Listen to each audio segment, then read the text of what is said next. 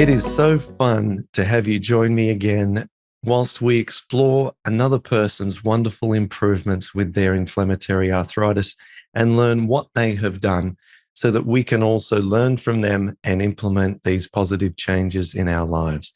Today, I've got Vicky with me, and she is from a place called Hatteras Island, which is off the coast of North Carolina. And she's just been describing it to me. So I've looked it up on a map, and it's a fabulously interesting land structure right off of the coast in the Atlantic Ocean. So that's where Vicky is joining me from today. Thank you so much, Vicky, for doing this interview. Thank you, Clint. Now, we don't know much about your story. I only have a little email from you to say how well you've done. You've got off your prednisone. And so why don't you give us the little trailer of what we're in for today, your before and after? Okay, so I was diagnosed 5 years ago, and my first symptoms were my hands would not close. They were extremely painful. It kept me up for like 5 nights in a row before I went to the urgent care doctor, and he put me on steroids. And as soon as the steroids wore off, my hands went back to aching and I couldn't close them again. So I asked for more steroids, and he said, okay, one more time, but then you need to go see your primary care. So they did test, and she tested for Lyme's disease and rheumatoid arthritis. The Lyme was negative, the rheumatoid was positive. So she referred me to a rheumatologist. So my before, of course, I couldn't close my hands. They were painful. We live at the beach, so walking on the sand was extremely painful. After that, it started going into my shoulders. By the time I got in to see the rheumatologist from June to September, I was having a lot more joint pain. I was about 50 pounds heavier back then.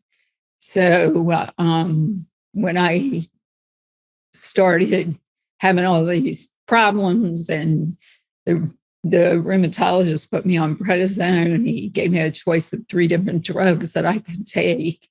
And methotrexate, one was a biologic drug, and the plaquenil. So I chose the plaquenil. So he made sure I had prednisone to help with the pain, and naproxen.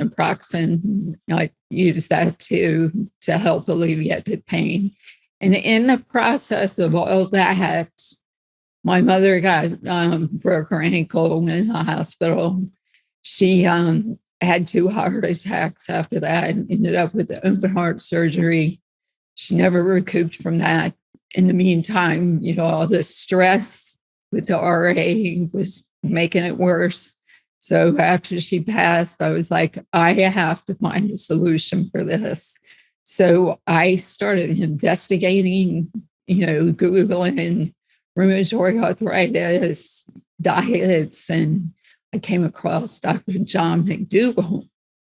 And when I was listening to him, I listened to a podcast by Chef AJ, and I was like, well, I know I need to lose weight to help with this rheumatoid arthritis. So I started following Chef AJ's program, and I lost a total of 60 pounds doing her program.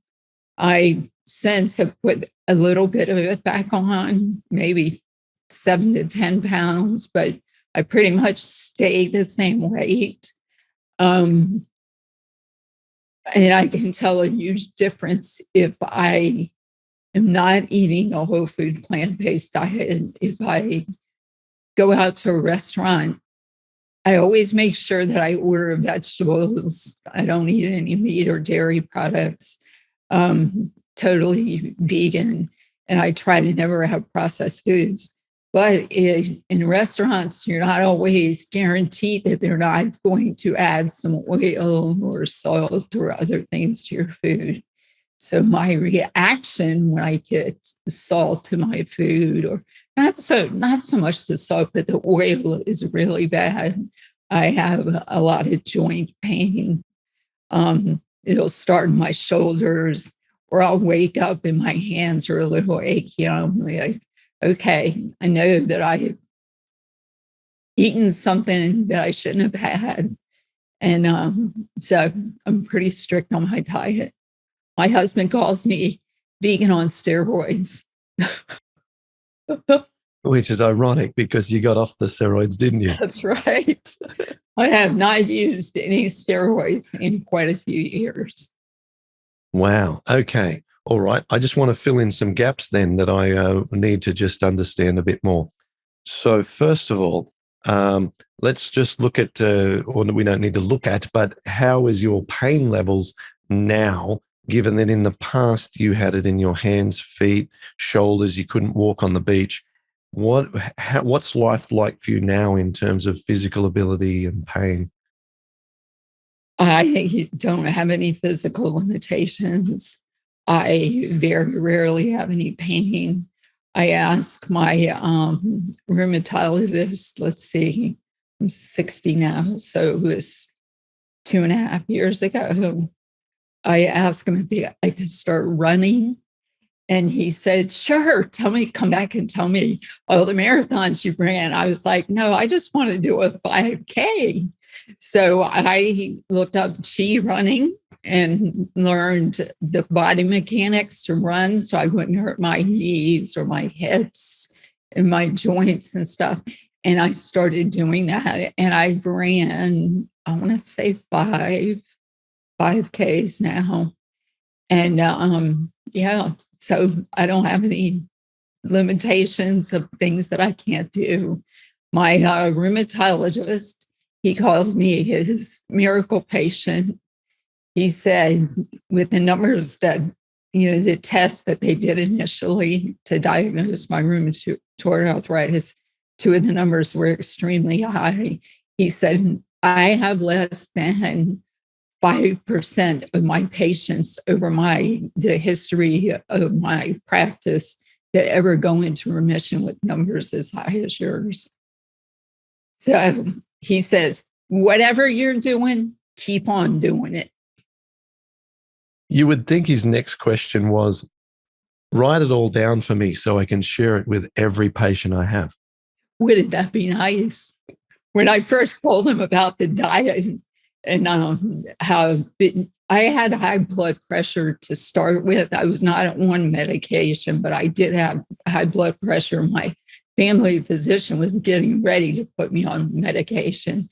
But once I started eating plant-based, within like 2 weeks, my blood pressure was totally normal. And so I said, well, it's all because of my diet. That's how I got my blood pressure under control when I've lost this weight. And he said, okay, whatever you're doing, keep doing it. That's what he always says. He doesn't acknowledge the diet part of it. So, which I find quite sad, but that's... Yeah. I just hear this so much. I haven't got a different variation of my response. It's just like when the child does something naughty, you just think, how many different ways can you say, please don't do that? That I'm all day, every day dealing with my kids. And the same way, like the number of times, I've had conversations with lovely folks like yourself that said, my doctor, says I'm the miracle patient. I'm the one that is only the one that has gotten rid of all my inflammation, or and I'm consistent. I don't go up and down with my inflammation. I need the lowest possible medication. And the response is, well, whatever you're doing, keep doing it. I mean, yeah, it gets a bit old when you just think, come on, pull it together, medical community. Go and look at the research. I mean, yeah. So, but like I mentioned on a podcast I recorded recently with another guest, the best way for us to educate the medical community is through the groundswell. It's through us presenting to the rheumatologist saying, this is what's possible. Here are the results. I am not this, I am going to be a growing representative portion of your patient base who now know more about the science of the gut and RA than what you do, doctor. And it's not that it's not that we're smarter. It's we're looking at the right area of the research rather than the medicines side of things. Look at this side as well. Look at all the research on the lifestyle side, because it's all there. Right. It's just no one's looking at it. So anyway, well done. Wow. I love talking to you. So, so you're able to run. You've done a 5K run. You don't hurt to walk, and you used to not be able to even walk on sand, which is about as soft a surface as it gets. Tell us now, what medication do you take? You were originally suggested naproxen, prednisone, Plaquenil, methotrexate, a biologic. Where are you at with that? So I don't take the naproxen anymore at all. I don't even have a prescription for that anymore. He always wants me to have the prednisone on hand for emergency. So I do have a prescription filled in my bag that I take with me when I travel. I don't use it, but it's there. And then the Plaquenil, that's all that I take. Now, if you go back to after my mother passed away and I started the diet thing, the reason why I really wanted to get on that diet and get my blood pressure under control and everything was he told me when I got back from our trip to Hawaii, if my numbers weren't down and my pain level wasn't down, that he was going to switch me to methotrexate. And I was determined I was not going to take that drug. So yeah, when I got back, he's like, "Oh, you're doing so good. We don't need to change your medicine."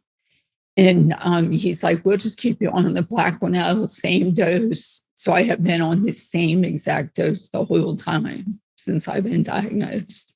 But I don't take any of the other drugs. He did last June when I saw him. I see him every 6 months because of being on the Plaquenil. And he said, "Oh, it's time for us to x-ray your hands and see how you're doing and see how your disease is progressing." And I just looked at him and he looked at my hands and he's like, "But your hands look great. I don't think we really need to do those x-rays, do we?" I said, "No, I don't think we need to do them either." So he said, "Okay, let's just skip it. You're good for now." I love that. Gosh, that's awesome. Couple of things. I just want to add some context around the blood pressure before we move on. The blood pressure is one that is so typically easy to resolve that I have cautionary words inside my program that says, if you are taking blood pressure medication, you need to monitor your blood pressure closely over the first week, because blood pressure issues can resolve so quickly that you can become over-medicated because your natural improvements mean that your old level of drug intake is too high. Now, I don't have personal experience with blood pressure issues, and I'm certainly not a doctor. I got that information, like yourself, originally from Dr. McDougall, who spoke about this at length in some of his lectures online that my wife Melissa and I used to sit up at night and watch one after another after another. We spent hour upon hour watching Dr. McDougall stuff. So blood pressure is one that is, it's like a gift. If someone says, my only issue is high blood pressure, what should I do? The plant-based community are almost mobbing them to say, go plant-based, because it's so quick to resolve. And my father is a good example of this. His background dietarily is, meat, potatoes kind of folk growing up on a farm. And that's how I was brought up as well. And so his blood pressure started to teeter on outside the normal range. And when he saw what I was doing with my rheumatoid arthritis, he paid attention and he said, "Do you think it'll help blood pressure? Because the doctor wants me to go on blood pressure medications." And what's interesting is not only did he not go on those medications, but he has resolved it for so long. I actually haven't had a blood pressure discussion with him for a couple of years. And it's just reminded me this Christmas, I might actually ask him about it because it's been that long and I know that he hasn't had any issues. So, it's become so resolved, we've forgotten about it. And isn't that remarkable? Isn't it just crazy to think that society's running around, probably 90% of the ones taking medications for blood pressure can just not have to take those meds if they change their diet? It's extraordinary. Yes, it is amazing. Yeah. So there was my little excited ramble about blood pressure. Now, I want to ask you, what if a naysayer is listening to this and saying, "Oh, come on, Vicky, you're kidding yourself. It's the Plaquenil. The Plaquenil is doing this for you, Vicky. It's not the diet." How can you respond to those naysayers? Well, I can positively say it's the diet, because if I have gone out to a restaurant and I've gotten oil, then I definitely will feel it within a matter of hours. As I'm sleeping, I might wake up and my thumb is aching in the morning, or my shoulders are hurting, and I don't sleep as well either. So I can definitely see the difference if I stray off the diet. Yes. So you've got examples where if you do the wrong thing, it shows up.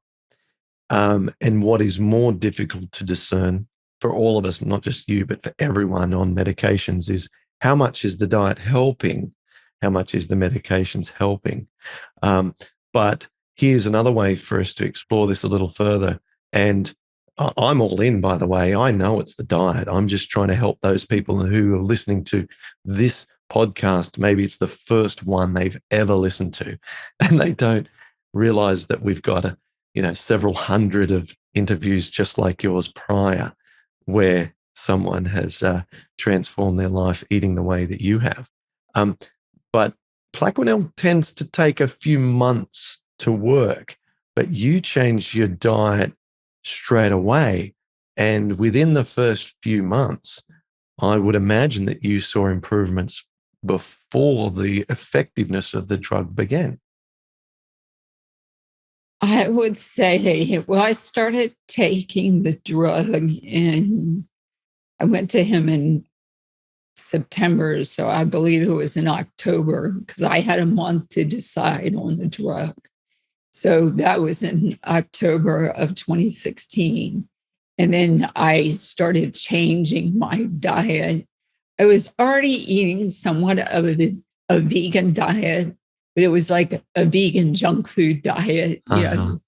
You can have potato chips and corn chips and vegan fake meat, fake cheese, which is all full of oil and salt and things like that.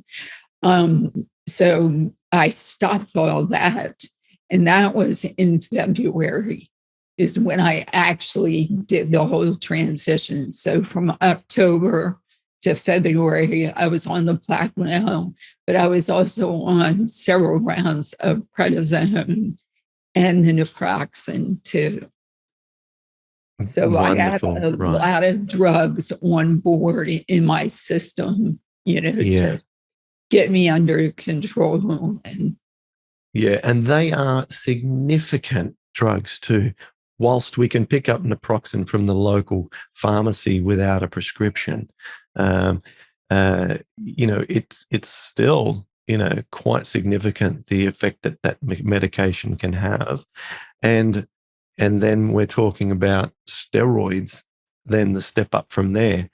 And I've often compared, just 2 or maybe let's say 3 or 4 milligram a day of prednisone. If I were to make a very, very, back at the envelope guess, I believe that's the equivalent of about 15 milligrams a week of methotrexate. Mhm. Like I think that a few milligrams a day of prednisone is a significant alteration to pain levels in the body, in the same way that, you know, a significant methotrexate dose is. So these are non-insignificant things that you were able to eliminate from your life. And greatest testimony of all is the fact that you haven't progressed, that you haven't got worse. This defies the scientific understanding of the disease. And Plaquenil, if we think of it in the terms of some rheumatologists who come on our monthly live calls in our support group, they refer to Plaquenil as vitamin P, given that it's so light as a drug. You know, remember Donald Trump just decided to take it just for fun because he was worried about COVID, right? And they were going to roll it out as a major COVID thing because of its safety and effectiveness profile. So whether or not it was or not, I've forgotten the details for COVID, but you know, it's not like you're on a massive, intervention at the moment. You're on the vitamin P level. Yes. Mm. And it doesn't protect you from COVID because I did get COVID. Right. Okay. I'd possibly like to explore that. Before I do, let me consider with the thought in my mind. Have you ever had eye issues? If people are worried about Plaquenil from a vision viewpoint as one of the side effects that come up. That was one of my big concerns when I was choosing the the drug. I mean, I thought it was great that my rheumatologist was allowing me to make a choice in which drug I wanted to get started on. And so when I read about the problems with the eyes, our neighbor right next door to us was an eye doctor, and he had been in practice for a long time. And my husband actually was talking to him about the drugs. He said, you know what, tell her to take the Plaquenil. He said, in my practice, I mean, he had been practicing for like 30 years. He said, I've seen one person affected by Plaquenil. He said, that is probably the safest drug she could take. So I do go every year and get my eyes checked, and I've not had any issues at all with it. And the eye doctor that I'm seeing now, which was one of his associates, he's like, you're doing great on the Plaquenil. Don't worry about it.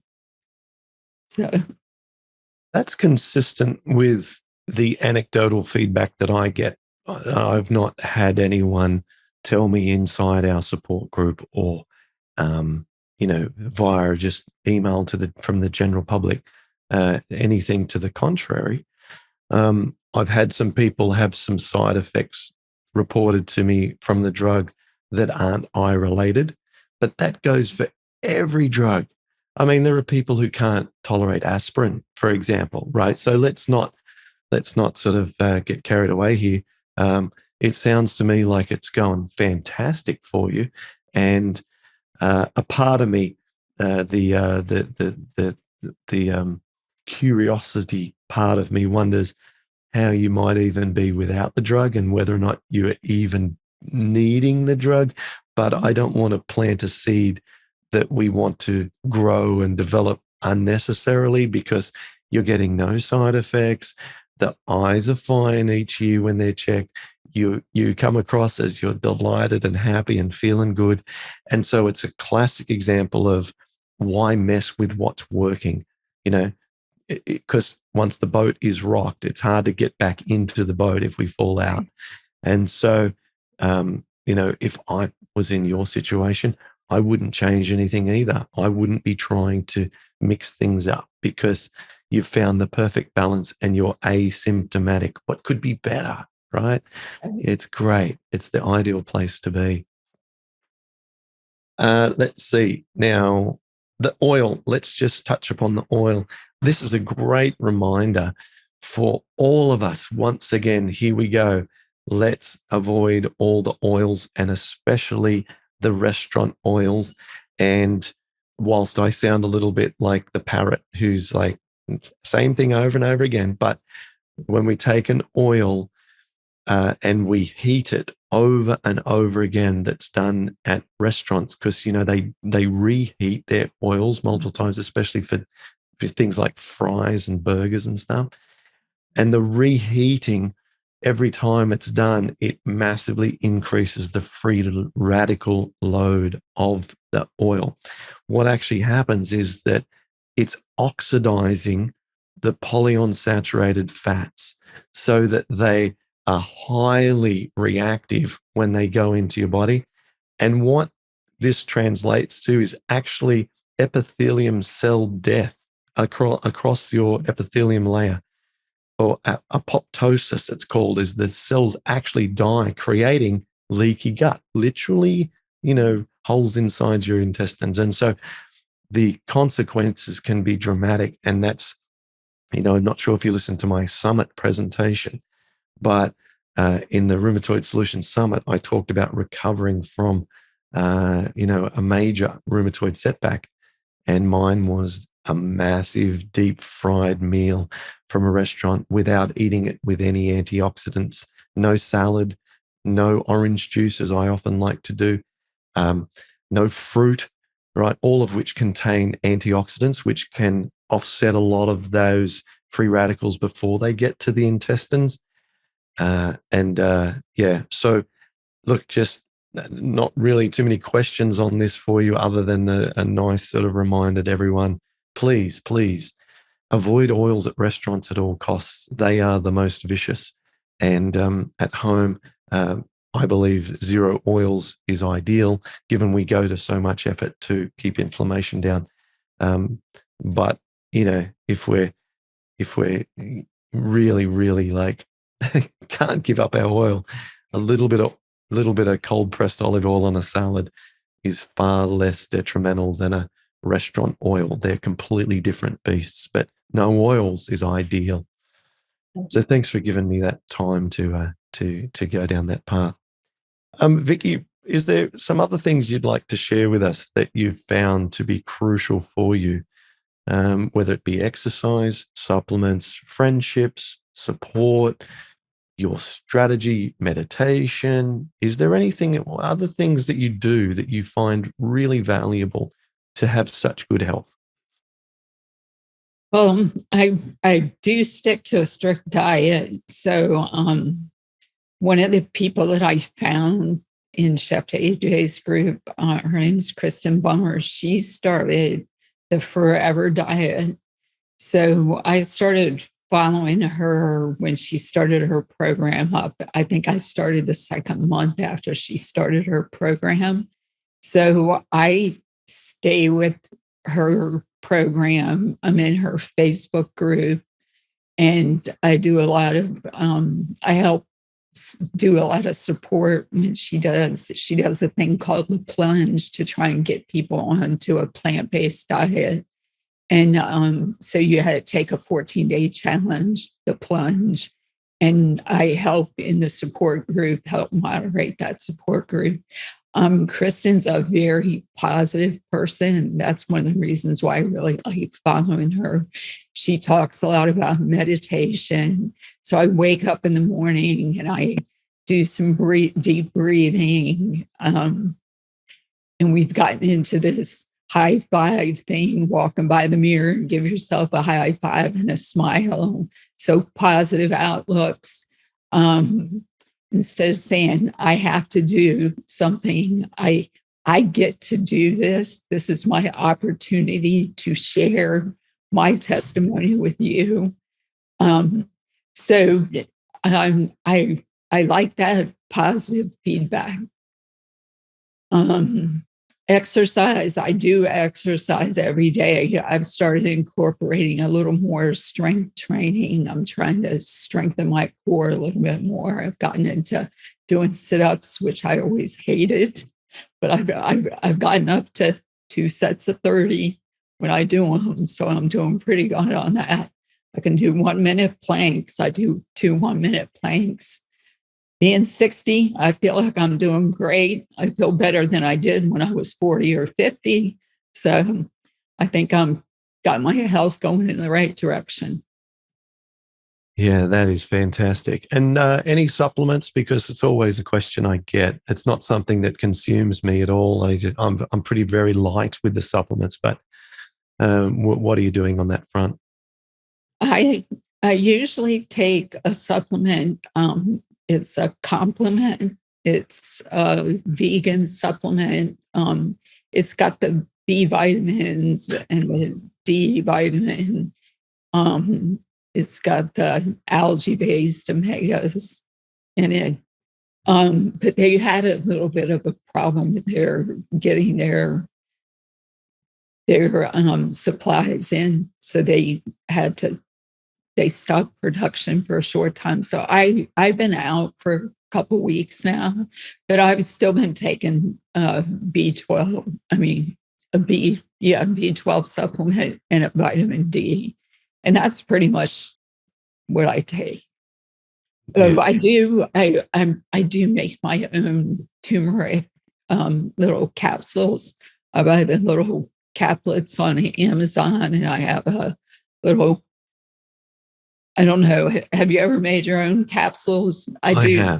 I have. I do the turmeric. I do turmeric and put a little black pepper in there.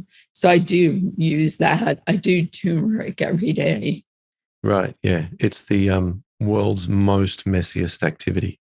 Yes, it is. Yeah. But I sit and try and keep it contained in a small tray. Yeah. Do not do it over a white Caesar stone benchtop. Or you will be replacing your bench tops. Vicky, this has been tremendous. What else can I say? You've done amazingly well. You represent, health so well by being active, eating right, surrounding yourself with, even working with people who are positive influences in your life. And you're living also in a beautiful location where you can enjoy nature regularly, which we shouldn't take for granted. I think that plays a big role in health. I can walk out here. I haven't got the beach in the background like your, windows do, but I am able to walk out onto a massive sports field here, like a park. And then beyond that, just a 2 or 3 minute drive, we have the beach as well. So I think, we have sacrificed other things in life to get ourselves into a position where we can live in a place that has a positive impact on our emotional state. So, it's not just by accident that my wife, when I first met her as a girlfriend, she always wanted to, live closer to the beach than where I was when we met. And she just, it's been her drive. And so I'm so grateful that she's pushed that and we've sacrificed things to be able to live in a place that is close to the beach. And you're right on it. I mean, it's fantastic. It would be a great place to do a health retreat where you are there. It'd be really amazing. Oh, yes. It'd be good for you because you could just walk out of your house. You could be one of the hosts and you could put someone up in your house for us. Yes. Vicky, thank you so much. I'll let you get back to whatever you're up to this evening, your time, and just thanks again. Thank you, Clint.